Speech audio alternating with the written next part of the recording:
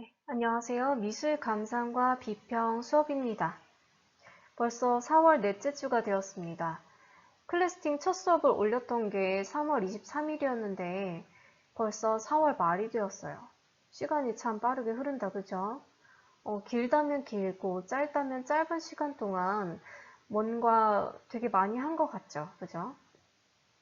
쌤이 지금 수업을 하고 있는 학년이 고등학교에서는 2학년 뿐이에요. 그래서 좀 더 수업을 양질의 내용으로 알려주고 싶은 마음이 크고, 그러다 보니까 더 알려주고 싶고, 뭔가 하나라도 더 하자고 하고 싶은 그런 마음입니다.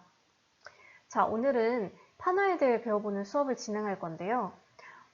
판화의 종류에는 애칭이 있고 드라이 포인트가 있고 실크 스크린이 있는데 애칭을 제작하는 과정은 어쩌고 저쩌고 이렇게 나열하듯이 수업하면 재미가 없겠죠. 그래서 대표적인 작가 하나를 예시로 들어서 판화의 개념과 가치, 그리고 작가들이 실제로 하는 전문적인 제작 과정까지 알려주는 시간을 가져보도록 하겠습니다.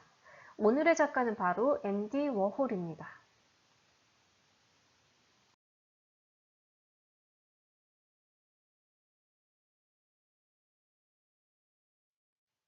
이름은 익히 들어봤죠? 앤디 워홀. 그림도 익히 봤을 거예요. 원색적인 색깔의 마릴린 먼로라든지 스프캔, 꽃, 이런 대중적이고 아주 친숙한 이미지를 그린 작가입니다. 그런데 앤디 워홀이 판화 작가라는 것도 여러분 알고 있었나요? 여러분이 알고 있는 거의 모든 앤디 워홀의 작품들은 실크 스크린이라고 하는 판화 기법으로 대량으로 생산한 작품들입니다. 자, 우선 앤디 워홀의 그 인생을 간단하게 보도록 하겠습니다. 앤디 워홀은 미국 피츠버그에서 28년에 출생을 하게 됩니다. 이 워홀의 가정은 독실한 가톨릭 집안으로 체코 사람들이 미국으로 이주한 이민 가정입니다.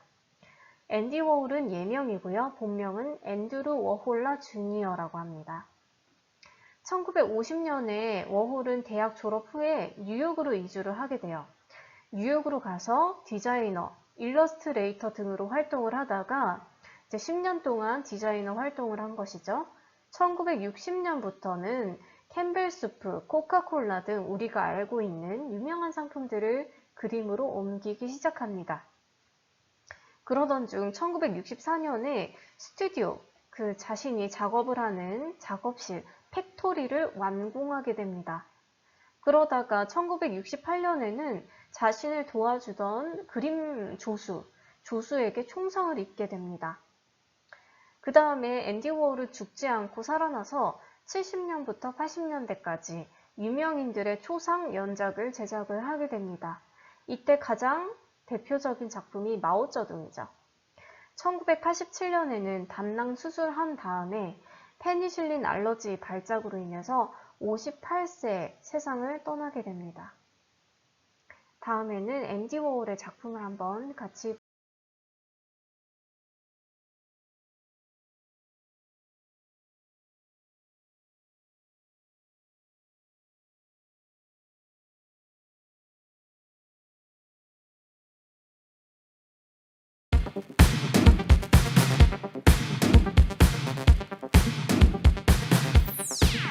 Andy Warhol is mostly known as a pop artist, but actually in this exhibition we really wanted to return to the man and think about all of the desires, the fears that may have drove him to create art. We wanted to take him out of the hype and start to look at Andy Warhol through the three lenses of the idea of the immigrant story, his queer identity, and the idea of death and religion. He was born in Pittsburgh to parents who had come all the way from present-day Slovakia. He's in what he referred to as the Czech ghetto in Pittsburgh. It's a poor upbringing.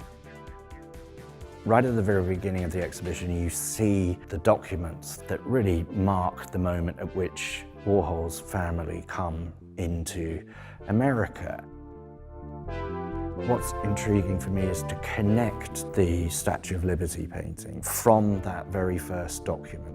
And there's this evolution of an identity that's quite interesting as well. Andy Warhol is essentially growing up and finding himself. He was an artist that really, despite all of his insecurities, tried to be himself. And part of that was his gay identity, and very often a lot of his works explore same-sex desire. And you see that in a number of the early drawings that he does in the 50s, which often depict men he knew or men he desired.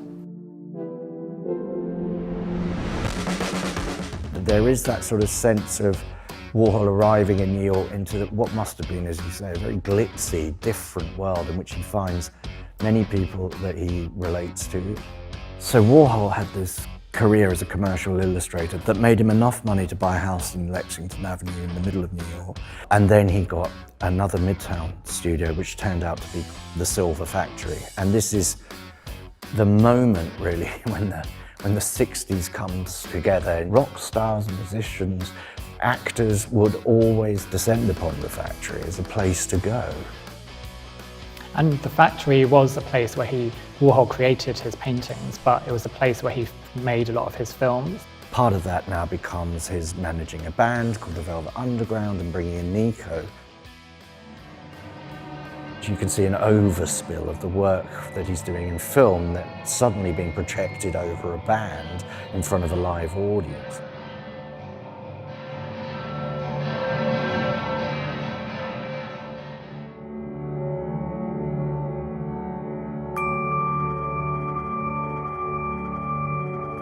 One of the best pieces he ever produced were the Silver Clouds, and they become very literal realizations of the idea of the intangible object, something that's floating in air. They're extraordinarily powerful works. He knew it at the time. So there's been a move away from the Silver Factory. The landlords have kicked everyone out, basically, and so he has to find a new place to work.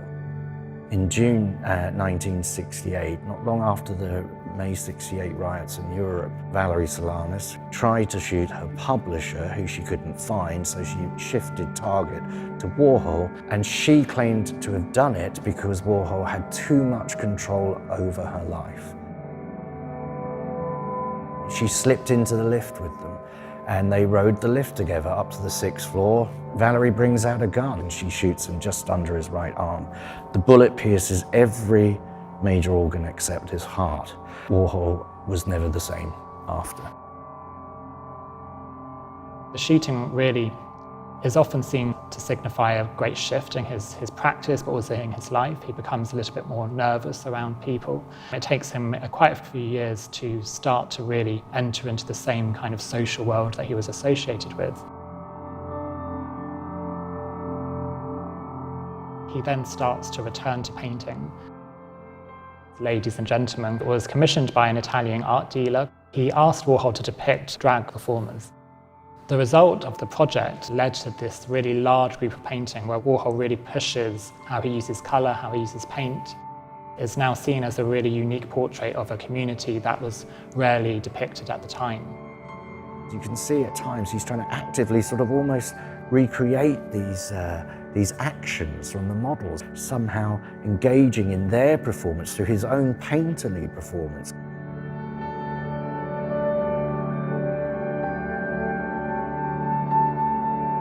We have 60 Last Suppers, which is one of the largest works, and it's a work that really unites many of the themes of the show. It's a religious image. It's an image that depicts men socializing, which in many respects reflects Warhol's interest in social scenes and the space of the factory. And it was also created at a time where Warhol was increasingly being surrounded by death because of the AIDS epidemic, which claimed the life of his ex-boyfriend, and he was still suffering from the remnants of his shooting. It's that sense of us being processed through life and us being, in a way, no different from anyone or anything else. Throughout Warhol's life, he was very often quite insecure about his appearance. He starts to bald quite at a young age. And actually, 60s paintings like Before and After, which depict a nose job, kind of play on this, his kind of obsession with his own body and his obsession with the idea of beauty. In the late 50s, he starts to wear a toupee that then eventually becomes this very iconic silver wig. By the 80s, he is highly recognizable to many as this Warhol persona. He's become a brand. The art historian John Richardson used to refer to Warhol as a recording device who was constantly recording the life around him. And I think Warhol really understood the strengths of both, of how to edit the world and how to put himself in the world. And as a result, Andy Warhol is one of the most important artists of the last half of the 20th century, and as I firmly believe, most likely to be very important in this century.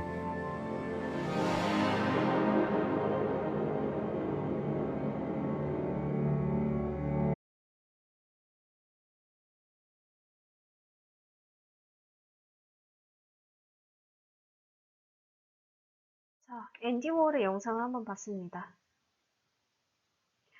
이 영상은 영국의 테이트 모던 갤러리에서 촬영한 영상이었습니다. 선생님은 테이트 모던 갤러리 진짜 너무 좋아해요.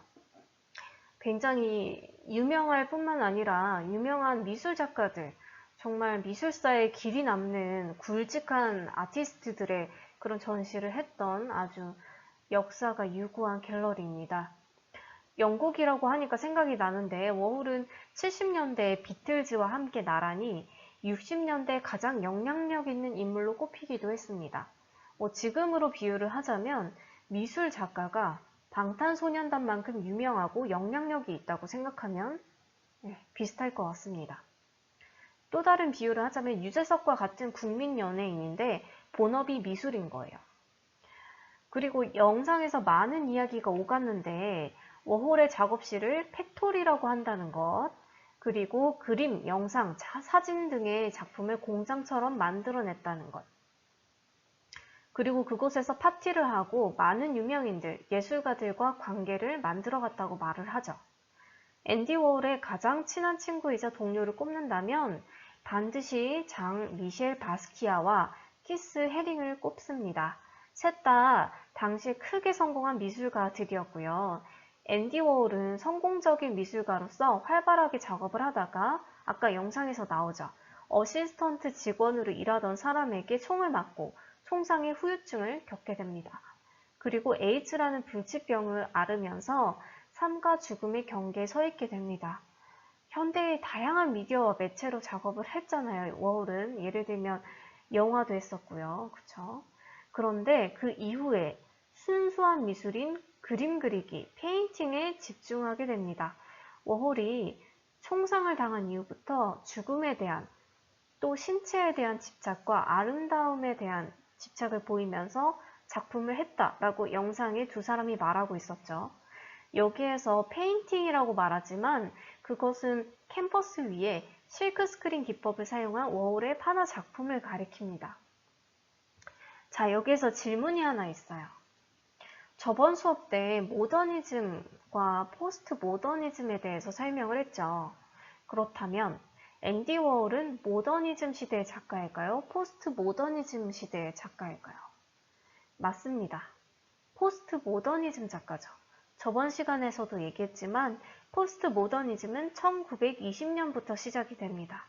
그러니까 앤디 워홀의 삶과 아주 딱 맞아떨어지는 그런 시대인 거죠. 그러면 또 질문이 하나 더 있어요. 포스트 모더니즘은 과거에 대해 어떤 시각을 가지고 있다고 했죠? 그렇죠. 거부가 아니라 차용하고 절충했다고 했죠.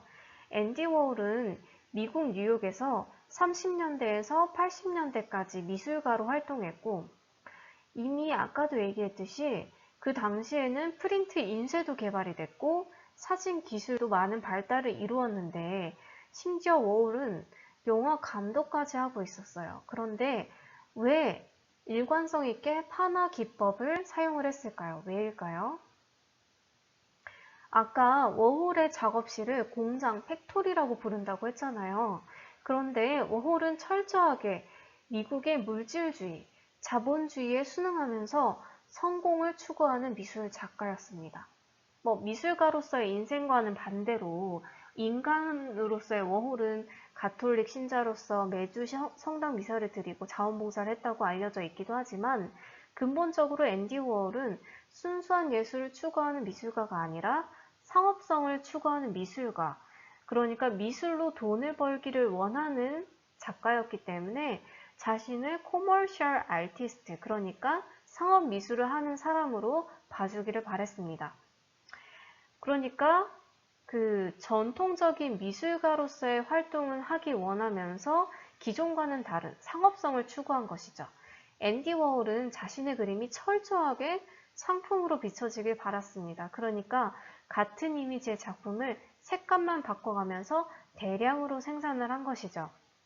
그 결과 오랜 기간에 걸쳐서 영혼을 담아서 딱 한 작품을 만들어내는 그런 페인팅보다 훨씬 높은 가격으로 대량 생산한 판화를 굉장히 많이 팔게 됩니다. 미술 상품으로서.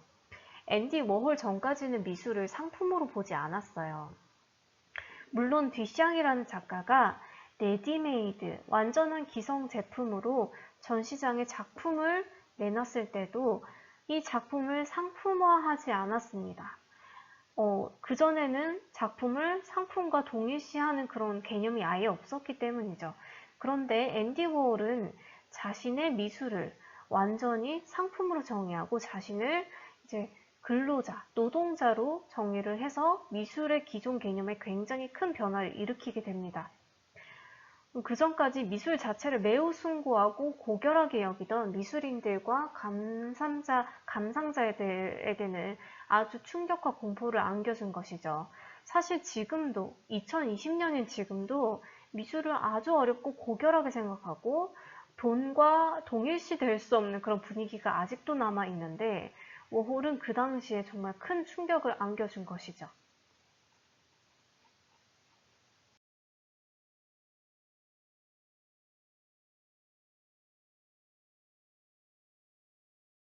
자,